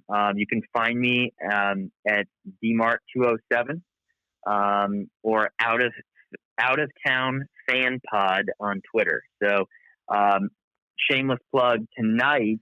I'm a huge Colts fan, but they just put out the first episode of With the Next Pick, which is a 5-part series that the Colts social media team does every year, and I love it so much. So if you want to see kind of how the Colts let you behind the scenes on their scouting, their Senior Bowl, their area scouts, what they're looking for in players, unlike any other team, it's kind of like a precursor to Hard Knocks. And it's really, really well done. So if you want to see that, check out With the Next Pick. So that's what I'm kind of grinding on right now. Is very, very cool. We'll be tweeting about that later tonight. Definitely sounds fun. Thanks again. Up next, we will wrap up the podcast. We will wrap up the season of Curb Your Enthusiasm with our Curb Your Enthusiasm correspondent, Martino Puccio, right after this.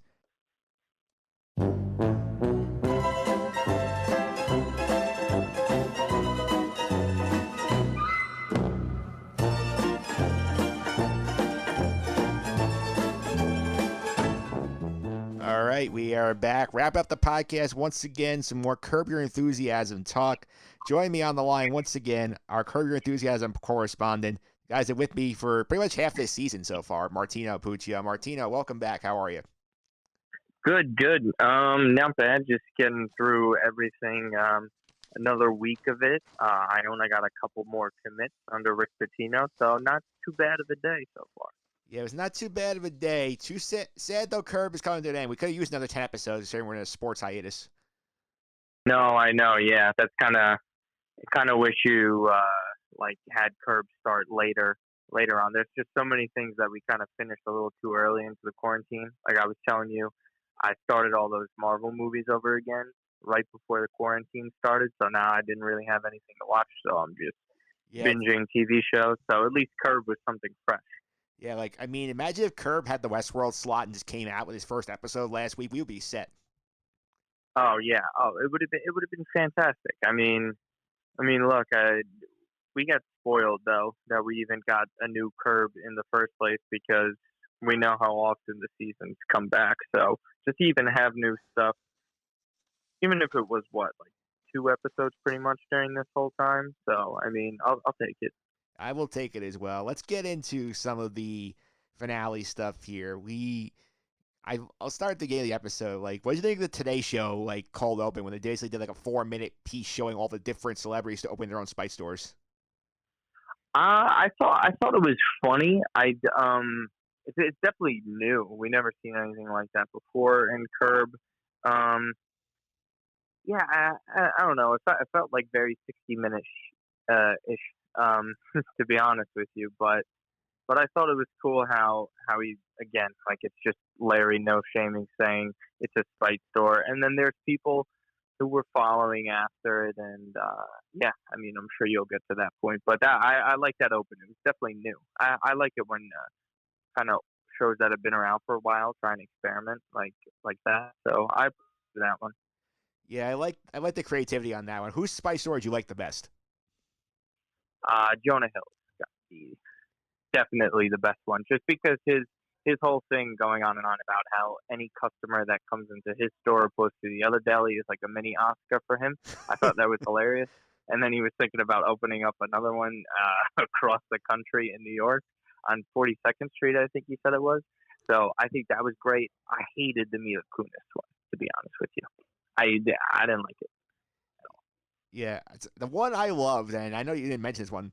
I love Sean Penn's bird store. That was fantastic, especially the bit No, where. no, yeah, that was. Yeah, I loved also when he's talking to the reporter. He's like, the birds make me calm, and then like one of the birds like makes a noise. He starts screaming at the bird in the middle of the scene. I thought it was hilarious. Yeah, no, because especially it's funnier when you know the kind of person that Sean Penn is in the first place. So that made it a lot funnier. Yeah, I like that one. I mean, but I don't know. It's something about Jonah Hill being in there. I don't know. It just made me laugh on how petty it was of him to do that. Just because of two stores, because that was it's just not a one time thing. Like, can you imagine? Yeah. Like across the whole country. But the Sean Penn one, bird store, like you don't even like think about that to get petty about. Yeah, you really would. And I mean, let's talk about some of the other points of this episode. I think the return of Joey Funkhauser, who was Marty Funkhauser's daughter, transitioned to a guy named Joey, and the fact that he has a Big Johnson and LD calls in the episode, that's going to cause problems. And boy, it did. Oh yeah, well, because you knew it when Larry kept on putting the emphasis on big. He said it a couple times. They're like, okay, so this is definitely going to play a part later in the episode for sure. Almost guaranteed the ending, pretty much for me right there. It felt like a home run at that point. Yeah, look, I mean, I guess it's bringing back a new character, another Funkhauser again. So that'd be two Funkhausers, and yeah, I don't know. It's just so ridiculous. The whole Big Johnson meeting too is, I don't know. It's just the whole situation is funny, and then Jeff trying to get into the Big Johnson club too. That whole thing was like fun. I kind of wish they did show you the Big Johnson meeting and Jeff trying to go to the Big Johnson meeting, but that was just me. Yeah, I feel like if you take out the interracial couple and put in the Big Johnson meeting, the episode improves significantly. Yes. Although I will say about the interracial couple, my favorite part was when Larry goes right before the wife goes into labor, when he goes to sit down at his house before he gives him the watch. I totally agree as a shorter person, because I'm not very tall. I hate those kind of whatever things you want to call them, like couch chairs, Day beds. that you don't know whether to sit down because you don't have anything to support your back, so you kind of arched over, but then you can't sit too far back because then your feet can't touch the ground. Feels like you're laying in a bed. Like, I don't like it. Like, I kind of understood where I thought that was great about Larry. That, again, that's like one of those little things that you kind of don't really think about that could irritate you in a way, and that was classic Herb, like that part. It was classic Kurt. I mean, we'll put a pin in the Big Johnson storyline and the interracial couple. We'll come back to, I think we'll go back to the Spite store and the return of Alice, the Me Too receptionist. I was not too thrilled that was the way they went. Yeah, it just she just to do it all in one episode. It kind of just felt like rushed and forced in a way. I do like the fact that they actually did come back to it, because I remember talking to you earlier when the original episode came out, when she choked on Scone and he didn't do anything about it. It kind of felt like it was lazy how they just wrote her off like that. But then they bring her back, and then all of a sudden she just remembers everything like almost immediately, and then all of a sudden Mocha Joe's scones tasted good, and then I agree. That to me, I didn't like it. I just didn't really like our whole storyline, especially with Mocha Joe as well. Yeah, I also thought the bit with the scone triggering her memory was very cartoonish, like almost as like bad last week as the bit with the sweat in the soup in slow motion, and except like that was not nearly as funny. No, honestly, it wasn't. I agree with that. And again, it just kind of shows that like not all shows are perfect, but I mean, I don't know. At the end of the day, it kind of just felt like he was kind of grasping for straws on something to add. Yeah, you're right. They were saying like she had brain damage, but all of a sudden she bites into a scone and she's good and she remembers that and recalls everything. I don't know. It's just I didn't like it. It was probably one of my least favorite parts of the season. Yeah, I was not. I don't think they tied it up very well, that storyline. The other one I don't think sat well with me is the interracial couple storyline, because again, I know Kerr's not afraid to go down this road, but like the point Larry makes about like the skin tone of the baby just made no sense to me. No, but it is kind of like how audacious Larry is. You know, you kind of cringe at it. It's kind of like, why would you ask that? Like that's like who does that? That's just, you know. But that is who Larry David is, and so I kind of get it because he's so ridiculous about that kind of stuff. It really didn't tie in that much into the episode. I think you're right. It was just kind of like a side thing. I don't know. It felt there was too many subplots, and it's hard to try to tie in everything together when you're, you know, with the Big Johnson and the watch stores and the spice stores, and then you go over to like the club as well, and Andre from The league. The league is there as well, and it's just kind of like what are we doing here? Like who is like Andre's character? I forget the actor's name, so forgive me. But he's kind of just pointless. I mean, it intertwines a little bit at the end of it because of what he does with the house. But I just, again, I'm not a big fan of that. Yeah, we are not a big fan. I'm not a big fan of that plot line. My thing with the pregnancy thing is like, if we're gonna bring a pregnant woman into this, why don't we just bring back the woman from the first episode instead of introducing a whole new set of characters? No, I agree. That could be a great point as well. I truly don't know. I thought kind of Susie. I preferred like Susie would have had a bigger role towards the end of this season as well. It just kind of felt like they could have gone in some direction like that. I feel like the show's a lot stronger when they write her in more. I wish he was kind of like around for that stuff. I don't know. I think he tried testing something out, and to me, I didn't like it, and I have to still ask my other friends who watch Kirk to see what they thought of it. But again, it just, I don't know. It was kind of meh for me. Yeah, the one good thing that came out of storyline was the part where Jeff calls out Larry for his not thinking through his hypotheticals ever, which he never does, and it was a great point with this one where he basically challenges the pregnant woman like to make a call on the what color skin tone she wants the baby. He's like, yeah, let's say like me and my friend make a bet for $50 to find out what skin tone the baby fur is. So I pull a gun, you pull you in my car, and then Jeff calls out like, your hypothetical makes no sense because you can pull her over. What if she gives labor in your car? Goes to labor in your car. You don't think these things through, Larry. No, and it's funny because Jeff is just like, you could tell he's at the point where he just doesn't care about a lot of things anymore, and he's just gonna say what's on his mind. Like he doesn't even hide it from Susie anymore that he doesn't really like take pleasure in just being around her in general, and he's just kind of fed up with Larry's stuff because I mean, it happens with almost everybody in the show except for JB, Smooth, and Leon. Excuse me. So I mean, like I get it, and it was funny too because he's right. Because maybe at that point it's like, is Jeff the one person that Larry will finally like listen to? Be like, okay, maybe you got a point about that. Maybe that was pretty stupid.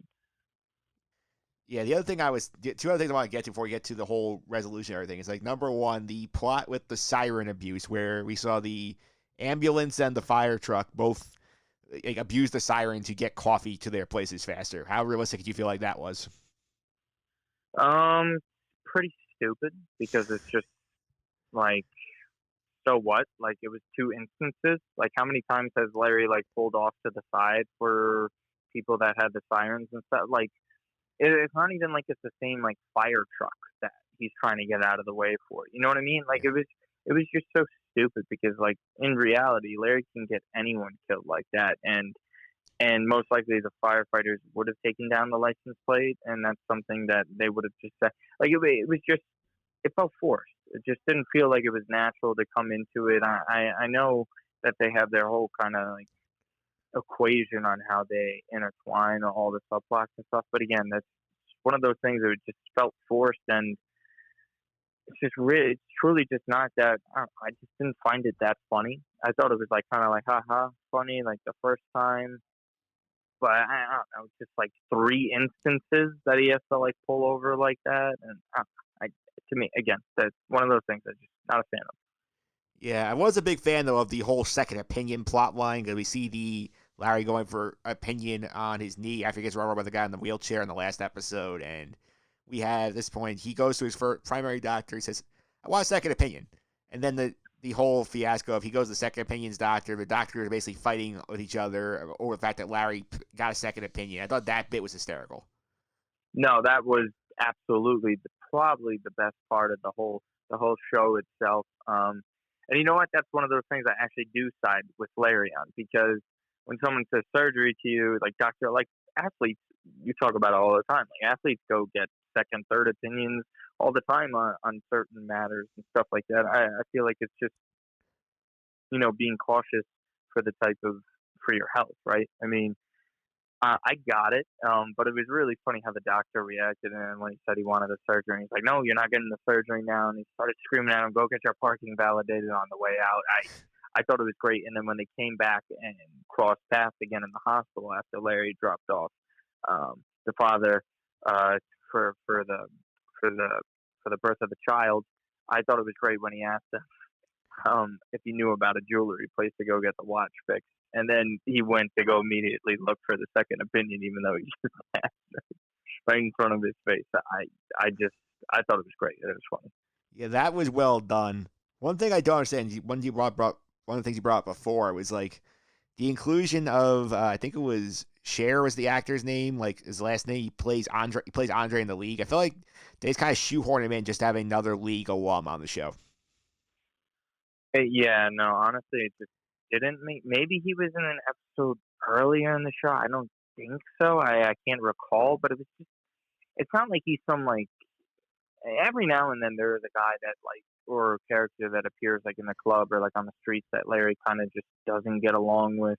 That one guy he was friends with back in New York when he went to the Chinese restaurant to go pick up his food. He was saying, "I don't want to be friends with you at all. Like, I don't want to hang out with you." Like, there's just certain characters that don't really appear as often, but Larry will let him know he doesn't like them. Just like Andre. Again, yeah, it's just like you totally forgot like he was selling the house until the end. You know what I mean? Like it was just really insignificant, and I didn't find his character necessary. So let's go ahead to season 11. We're assuming that the guy who plays Taco is coming on the show, right? I mean, I hope so. John LaJoie is like one of the funniest people. I thought he was him or Nick Kroll are probably the two funniest people on that show. I think they absolutely need to have him, but I don't know in what capacity it would be. But I am more than open to seeing it happen because, again, at this point, if you had all the characters and actors on the show, like you have to get Taco at that point. Yeah, they've had all of them on all the main characters on except for John LaJoie, who plays Taco on the show. So like I think if there is a season 11, I think there will be. You got to bring him in and complete the thing here since you went to that much of an effort to bring in the guy who plays Andre. Oh yeah, no, of course, especially no, yeah. I mean, you kind of just have to. Otherwise, it's just kind of. I would feel terrible if I was John LaJoie because you're the only person to come from that show that just doesn't actually get on curb. I don't know. At this point, it kind of seems like a formality to have him on. Yeah, it does. But let's get to the end of the Spite Store plot, which basically comes down to the fact that, like, Joey Funkhauser closes down the shop. Gets changed in the back. Knocks one of the heated coffee mugs off the table when he's swinging his Big Johnson around and starts a massive fire that burns down both his store and Mocha Joe's store. And I gotta say, that was not the payoff I thought we were getting. I thought it was gonna be that like he was gonna get the Big Johnson sliced off by not knowing how to use the urinal. But I think this is funnier. Yeah, it was funnier. Yeah, but I guess the way he knocked it over, it made sense. You know, the cup that warms up the coffee to make it hot again, and then it catches fire to the paper and it burns down the. I just didn't like it. I'll be honest with you. I get it. It was kind of funny to me. I just didn't love it because then, like, it's like Larry's fault and Larry like loses the lawsuit. It just to me it reminded me of the FBI situation, the episode prior when Larry like has to pay that fine to the FBI. It was like $250,000, and then he has to do an out of court settlement, and it just feels like if someone as rich as Larry David knows he's innocent in something, because he clearly was innocent. He didn't, like, this wasn't arson or anything. It just felt like, wouldn't he have gotten like the best lawyers possible to go fight this thing and not spend?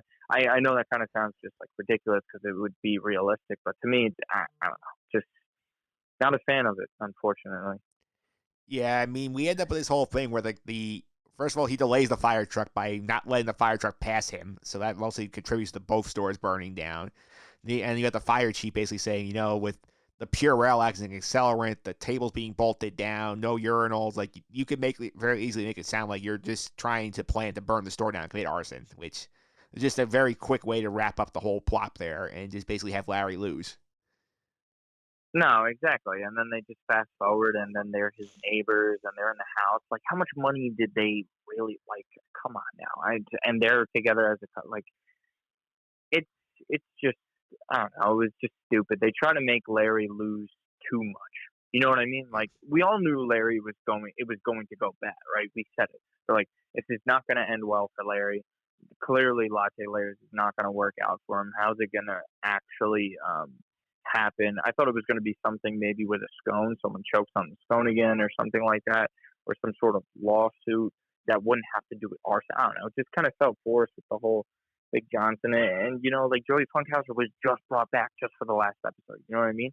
Like if these characters were kind of there over the course of the season, like you can't end the season, everything you built up with Latte Larry's, and then just end it with two characters that were pretty much non-existent throughout the whole season, right? Yeah. And then where did Ted Danson go? Ted Danson's just like gone. He's no longer involved in this situation.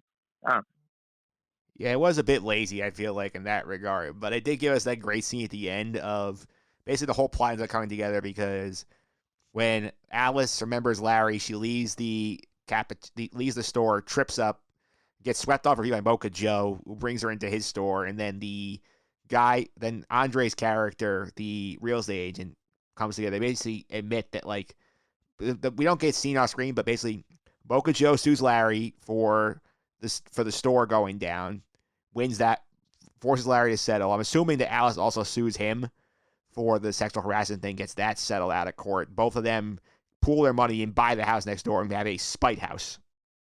Yeah. No, which it's pretty, like, it's not awful. It's not like the worst thing. I thought it was pretty funny, but it's just, again, it's just the way it got there, to me, is my issue with it.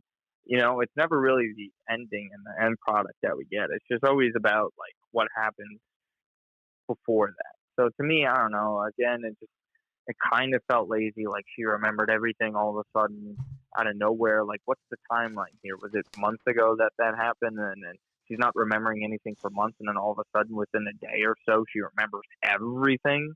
So, no, I don't know. It was awesome because it's Curb. At the end of the day, I'll always laugh, I'll always watch, but I don't know. To an extent, it kind of felt a little lazy. All right. Now we've gotten to the end of the season. Give me your season grade. Letter grade, or like on a 1 to 10 or something? Go on a 1 to 10. I think it was like an 8.5. It's just, when they talk about like high floors for players coming out and going into the draft, and like a guy has like a high floor. So like at the very least, he'll be a pretty good player. Like at the very least, Curb is going to be like an 8, right? It would be hard to believe it could be anything below that, because it's just so funny.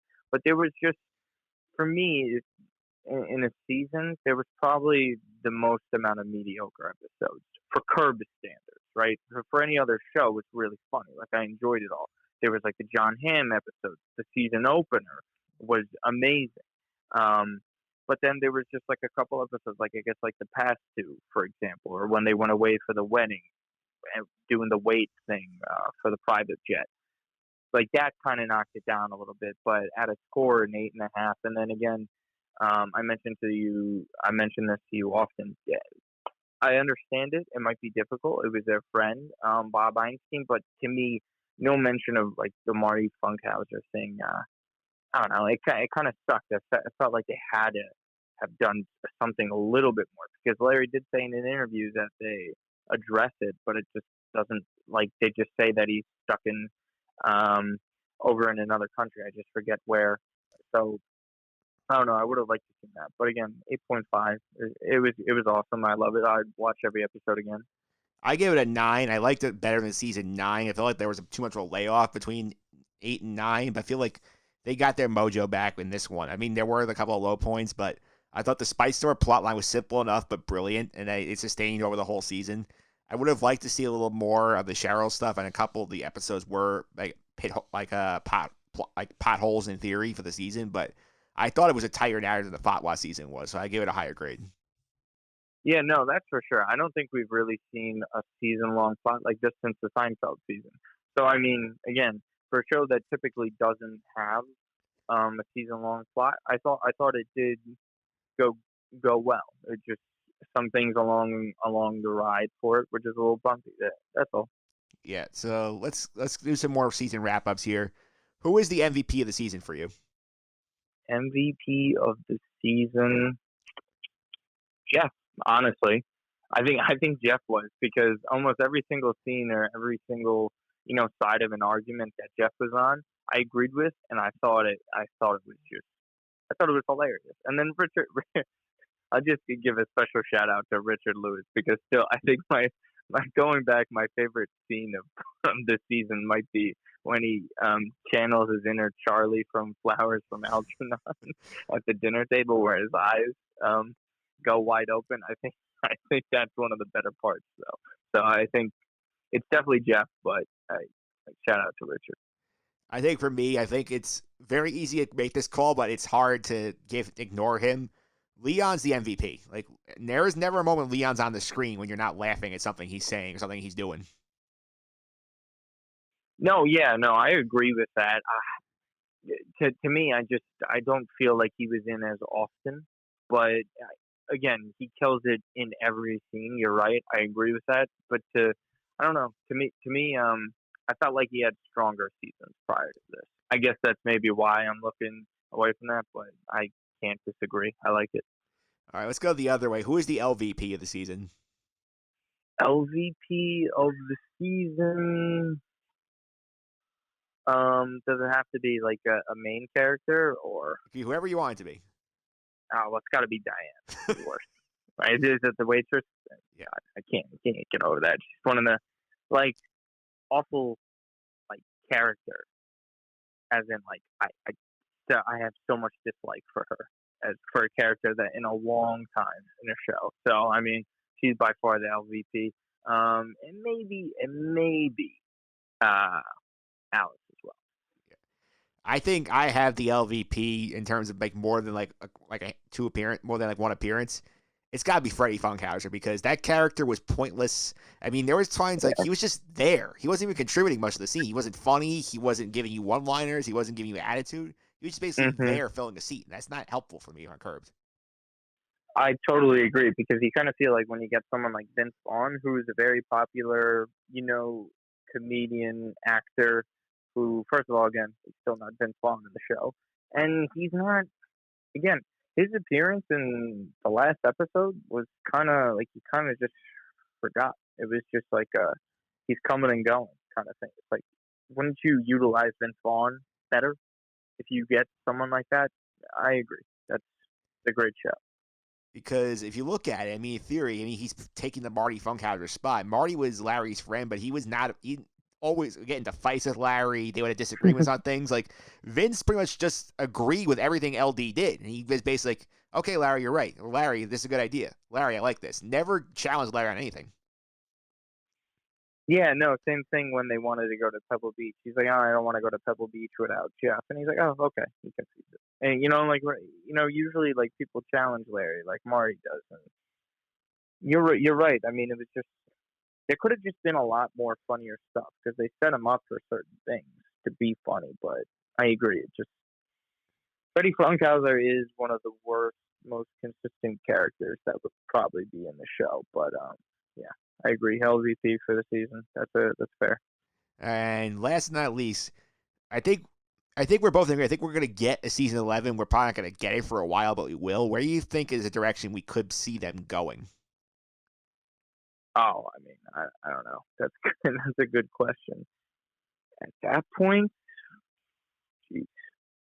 I really don't know. It depends what happens. I would assume something with hygiene.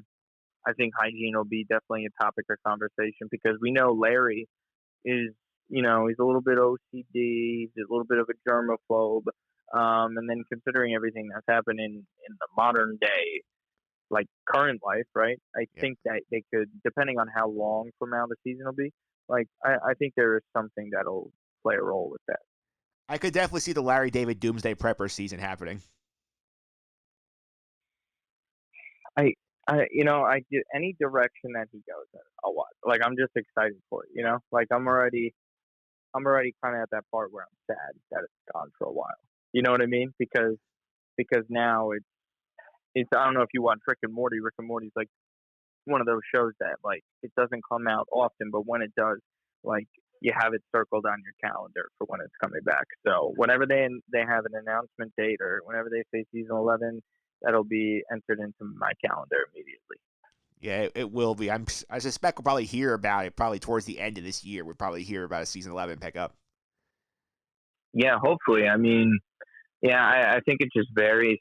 They'll probably just see how the reception of the show was towards the end of the year, and then obviously everything's hectic right now, so could again be by football season. I was just tweeting out today, by the way. I was just thinking of something because JB Smoove tweeted out from the Jets account about it. I totally forgot.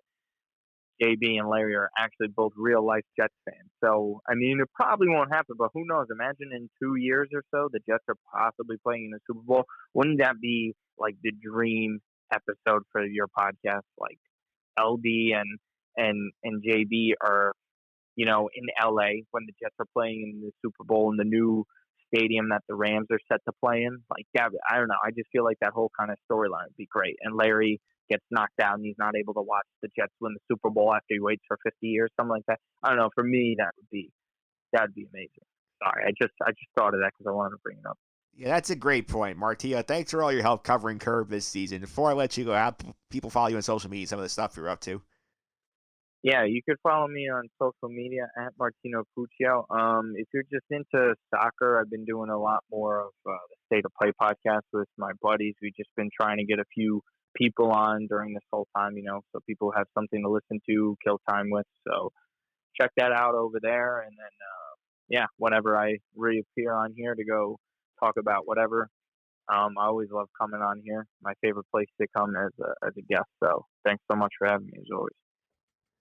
All right, and that will do it for this week's edition of the Just End the Suffering podcast.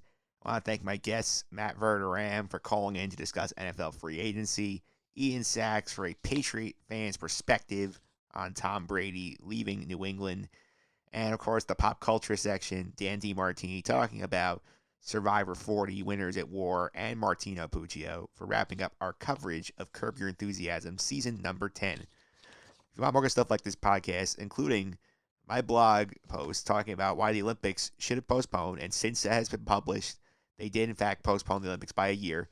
Check out the blog over at justendthesuffering.wordpress.com. You'll subscribe to this podcast on iTunes, Google Play, TuneIn, Stitcher, Spotify, and the episodes are on YouTube as well.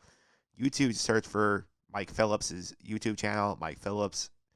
Any of the platforms of the podcast, search for Just End the Suffering there. You'll find all episodes, which there's not much going on right now. Feel free to go through the archives. There's a lot of good stuff in there as well. Feel free to leave your feedback and star ratings. Those help make the podcast even better going forward. You also follow me on Twitter at mphillips331. That's MPHILIPS331. And tweet me with the hashtag Siren Abuse at the end of this week's show. Again, hashtag Siren Abuse at the end of this week's show. Next week, we will take a deeper dive into the New York Giants offseason. I'll be talking about this from a couple different angles, working on a guest who covers the team to talk about that. Also, looking to talk to some Giant fans, resurrect the fan forum for a little bit, see how they are feeling about the team. Also do some pop culture next week. Gonna do some Westworld, talking season 3. It's been on fire so far. After episode 3, we'll chat with our pop culture correspondent, Sam DeRosa. We'll discuss the season thus far, ask some theories on where they'll be going. But until then, I hope you have a better week than Texans fans.